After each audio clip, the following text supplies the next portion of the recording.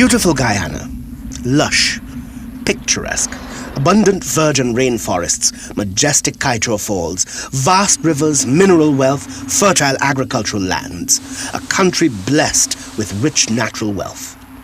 But all is not well. Heavy rainfall, falling intensely over shorter periods of time, and rising sea levels have resulted in inundation of Guyana's coastal regions adversely, impacting the lives of 75% of the population. Flooding has been a part of the history and geography of Guyana for generations. The famous seawall was constructed in 1855, following a flood in February of that year, which inundated much of Georgetown. Between 1988 and 2006, Guyana lost more than $663 million in economic damage due to floods. The year 2005 was a defining one when catastrophic floods, the worst for over 100 years, hit the coastal plain. The floods severely affected 37% of the national population, and the total economic loss was equivalent to 60% of GDP for that year. 34 persons lost their lives as a result of this flood. Starting on January 14th, some 134 centimeters or 52 inches of rain fell over 9 days, 7 times the normal amount for the country. Well, the 2005 flood, the time I used to live in Sophia with my mother, and we used to mine like fowls, fowl and duck, and all them duck and them fowl end up dying out.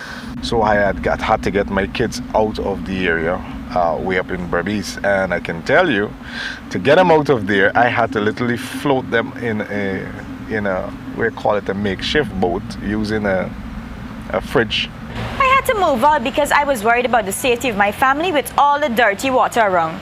I even lost most of my furniture. Entire villages were cut off, while some could only be reached by boats.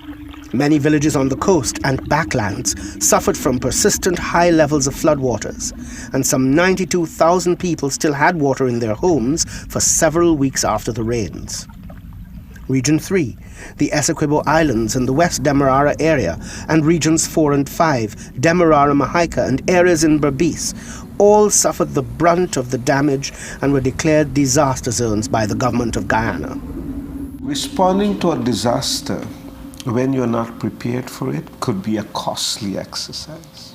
In 2005, we were not preparing for a major flood.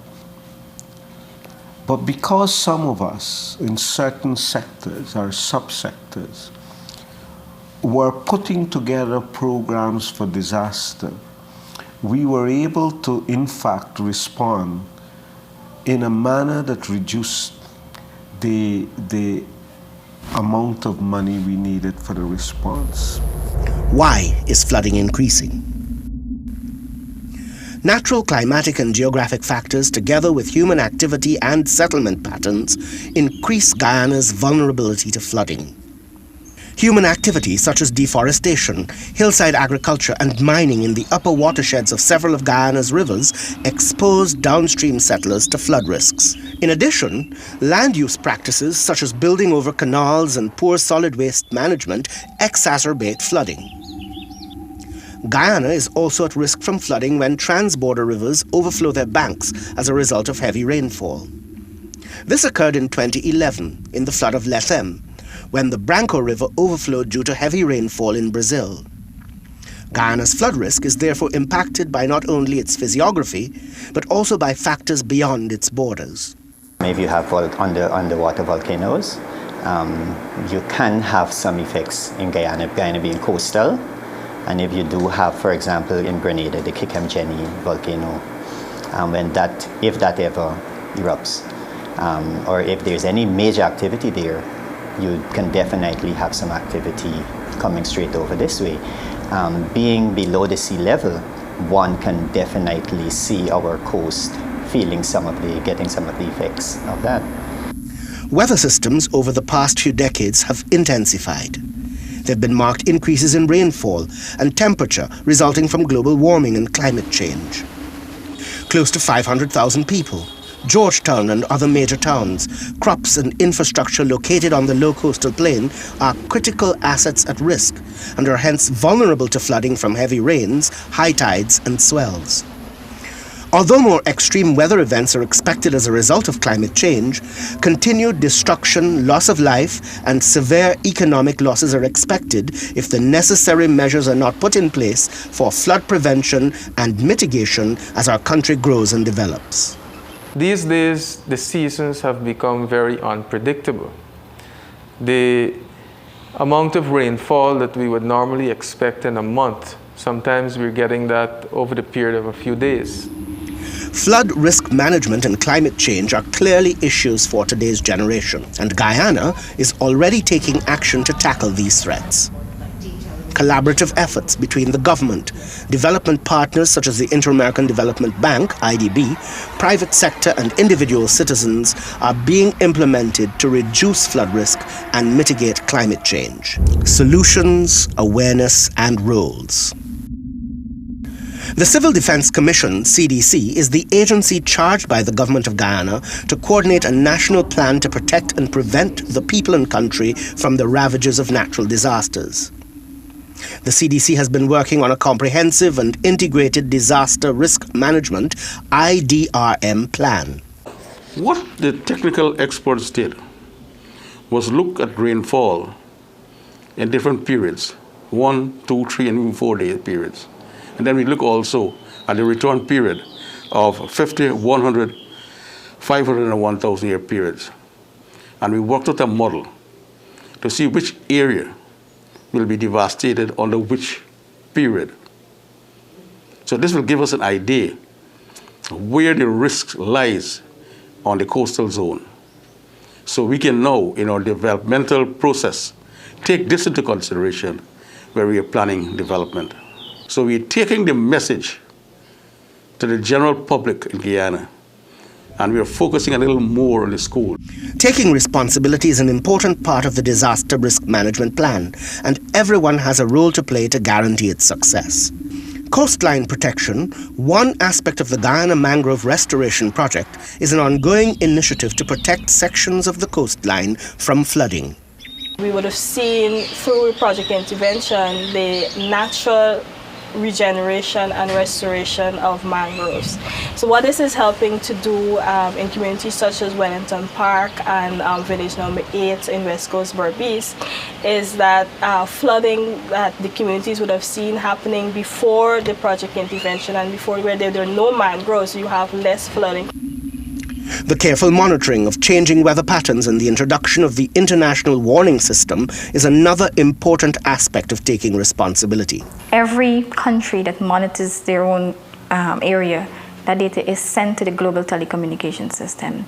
And that information is transmitted back to our forecasters as the National Weather Watch Center. They then analyze it and then they would issue forecasts based on what the model output is. With abundant agricultural lands, Guyana can be considered the breadbasket of the Caribbean, and ensuring food security is critical. One of the big problems that we face is with livestock. During flooding season, there is no place to put your livestock. And so the Ministry of Agriculture has been working with farmers to build mounds so that when there are floods, the animals have a place to go. We're also teaching the farmers to keep reserves of food. These cash crop farmers, we're teaching them to grow their crops on mounds, so lift it off the ground, so that if there is flood, the plants are still protected. Guyana has become a global leader in setting the pace with its comprehensive program to reduce greenhouse gases. In November of 2009, Guyana entered into a partnership with the Kingdom of Norway. Under that partnership, Guyana would earn up to $250 million over a period of 5 years if we are able to maintain low levels of deforestation and to keep our forests intact. The success of any disaster risk management plan will depend on the joint efforts of communities to reduce the risk of flooding through efforts such as cleaning drains, disposing of garbage safely, building in safe zones, and following building codes. The recent experience of flooding in Guyana has shown us that drains are blocked and overflowing with garbage and plastics indiscriminately thrown into them by you and me. This prevents water from flowing through the trenches, and instead it backs up, flooding our homes, schools, playgrounds and offices. When this happens, we are all affected. All suffer losses and our health is threatened. The canals and cocas are critical in the drainage and flood control system, and hence it is the civic duty of all Guyanese to play their part in maintaining these systems. By not throwing garbage on the roadside through minibus and car windows, we could reverse some of the negative effects of flooding.